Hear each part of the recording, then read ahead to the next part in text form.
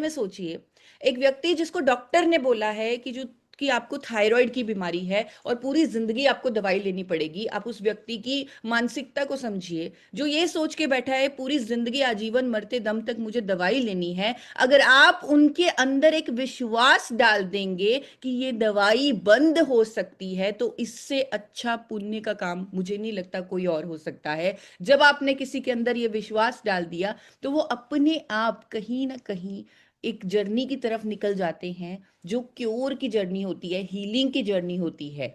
तो अगर आप किसी ऐसे व्यक्ति से बात करें जिन्हें सपोजिटली हार्ट के इश्यूज हैं, हाई ब्लड कोलेस्ट्रॉल है, और यहाँ पर छोटी सी चीज आपको कहूंगी कि ये चीजें आपको भी पता होनी चाहिए कि कितना ज्यादा कोलेस्ट्रॉल ज्यादा होता है, कितने कोलेस्ट्रॉल पे सतर्क होने की जरूरत है।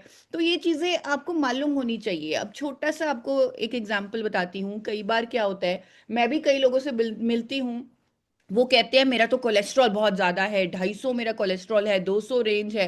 तो मैं उनसे पूछती हूँ एलडीएल एचडीएल ट्राइग्लिसराइड कितना है। वो उन्हें नहीं मालूम होता। क्यों? क्योंकि वो टोटल कोलेस्ट्रॉल टेस्ट करवा लेते हैं।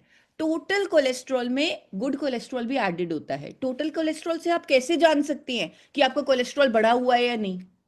तो आपको टोटल कोलेस्ट्रॉल नहीं टेस्ट करवाना, आपको लिपिड प्रोफाइल टेस्ट करवाना है, जिसमें एलडीएल एचडीएल ट्राइग्लिसराइड सब कुछ आता है। तो आप अगर उस सामने वाले व्यक्ति की रिपोर्ट चेक करें, तो आपको मालूम होना चाहिए कि अगर उन्होंने टोटल करवाया हुआ है और पैनिक कर रहे हैं, तो उन्हें समझाइए कि आप लिपिड प्रोफाइल टेस्ट करवाएं। एलडीएल का बैड कोलेस्ट्रॉल होता है, एचडीएल गुड कोलेस्ट्रॉल होता है, जो ज्यादा होना चाहिए, 60 से ज्यादा होना चाहिए। एलडीएल 100 से कम होना चाहिए, ट्राइग्लिसराइड 150 से कम होना चाहिए। तो ये दो तीन चीजें आपको पता होनी चाहिए कि एलडीएल कितना होना चाहिए, एचडीएल कितना होना चाहिए, ट्राइग्लिसराइड कितना होना चाहिए। अगर नहीं पता, तो वो सामने रेंज भी लिखी होती है टेस्ट रिपोर्ट के, तो वहां से चेक कीजिए। लेकिन उन्हें सही गाइडेंस दीजिए कि आप एलडीएल एचडीएल और ट्राइग्लिसराइड कोलेस्ट्रॉल ही चेक करवाएं, लिपिड प्रोफाइल टेस्ट ही करवाएं। तो लिपिड प्रोफाइल टेस्ट अगर कोई कराता है और सपोज उनका कोलेस्ट्रॉल बढ़ा हुआ है, तो आप उन्हें गाइड कीजिए। बहुत कुछ मुझे मालूम है आपके लिए भी कहीं ना कहीं याद करना मुश्किल होगा, तो एक वीडियो मेरे चैनल पर उपलब्ध है लाइफस्टाइल चेंजेस पर, कोलेस्ट्रॉल मैनेजमेंट पर। गामा ओरिजिनल कैसे कोलेस्ट्रॉल पर काम करता है।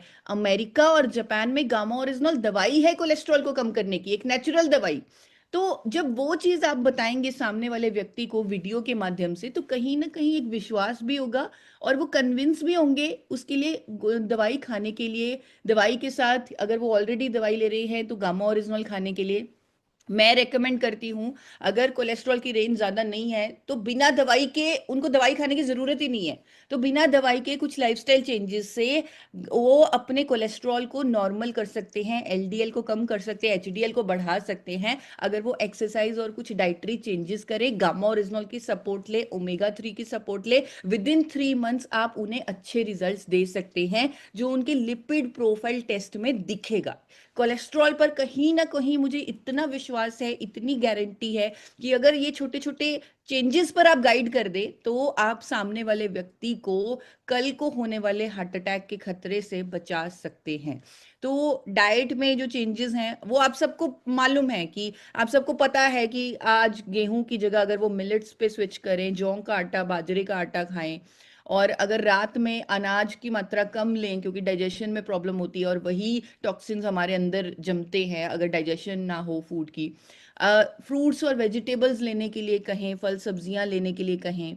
चाय को, स्पेशली जिनका कोलेस्ट्रॉल बढ़ा हुआ है, उनको थोड़ा सा गाइड करें कि ये जो नॉर्मल चाय हम पीते हैं, इट इज़ नॉट गुड। आप अलग से दूध डाल के सेपरेट टी पी सकते हैं, तो उस पर उन्हें गाइड करें। अगर वो हर्बल टीज, ग्रीन टीज ले सकते हैं, उस पर उन्हें गाइड करें। उनको थोड़ा सा समझाएं, गेहूं पर स्पेशली समझाएं, जो लोग जिनका कोलेस्ट्रॉल बढ़ा हुआ है, कि जो वीट में ग्लूटेन होता है वो कोलेस्ट्रॉल डेपोजिशन करता है। तो उनसे रिक्वेस्ट करें कि वीट की जगह मिलेट्स पर स्विच करें। और ये काम तो आज की डेट में हमारी सरकार भी कर रही है। आपने देखा होगा मिलेट्स पर सरकार बहुत बड़ा काम कर रही है, लोगों को अवेयर कर रही है कि मिलेट्स को लेना चाहिए, मोटे अनाज को लेना चाहिए। तो मिलेट्स पर उन्हें स्विच करवाएं, जैसे बाजरा, ज्वार, रागी, ओट्स का आटा, अमरंथ का आटा। और सुबह की शुरुआत उनको बोलें कि अल्कलाइन वाटर से करें। अगर वो रात को एक जग पानी में खीरा, थोड़ा सा पुदीना नींबू डालकर भिगो के रख देंगे, उस पानी में डालकर रख देंगे और सुबह एक ग्लास वो पानी पी लेंगे, तो काफी सारा काम आपने उनका कर दिया। काफी सारी जो हेल्थ इश्यूज हैं आपने उन्हें उस एल्कलाइन वाटर से बचा लिया। और हर किसी को गाइड करें, ये जो सारी चीजें मैं आपको बता रही हूँ ये कहीं ना कहीं हर चीज में कॉमन है। आपको उनको गाइड करना है कि सही कुकिंग ऑयल का इस्तेमाल करें। अगर वो गलत कुकिंग ऑयल का इस्तेमाल कर रहे हैं जिसमें बहुत ज्यादा ट्रांस फैट है, तो कोलेस्ट्रॉल तो जमेगा ही जमेगा। तो इसलिए उनसे रिक्वेस्ट करें कि राइस ब्रान ऑयल आज की डेट में दुनिया का सबसे उत्तम तेल है, और ऐसे तेल का इस्तेमाल करें जो ट्रांस फैट फ्री का लोगो अपने लेबल पर रखता हो, यानी health guard rice bran oil जिस पर ट्रांस फैट फ्री का लोगो लगा हुआ है, जिस पर यूरोपियन स्टैंडर्ड्स को मीट करने का जो है वो लेबल पर लोगो लगा हुआ है। तो इस तरह की चीजों पर उन्हें गाइड करें कि एक सेफ और न्यूट्रिशियस ऑयल आप यूज करें, health guard rice bran oil आप यूज करें। और उन्हें समझाएं कि शरीर में कोलेस्ट्रॉल का मेटाबॉलिज्म तभी होगा जब आप एक्सरसाइज करेंगे, थोड़ी सी हाई इंटेंसिटी एक्सरसाइज करें। अगर वो वॉक करते हैं, उनको बोलिए कि आप ब्रिस्क वॉक करें, यानी थोड़ा तेज वॉक करें। थोड़ा सा कार्डियो एक्सरसाइज ज्यादा करने के लिए उन्हें कहें, यानी अपनी एक्सरसाइज की इंटेंसिटी बढ़ाने के लिए कहें उन लोगों को जिनको कोलेस्ट्रॉल की प्रॉब्लम है, ताकि कोलेस्ट्रॉल का मेटाबॉलिज्म हो। अब ये सब आपने उन्हें बता दिया करने के लिए, और अगर उन्हें रिजल्ट ना आए तो वो डीमोटिवेट हो जाएंगे।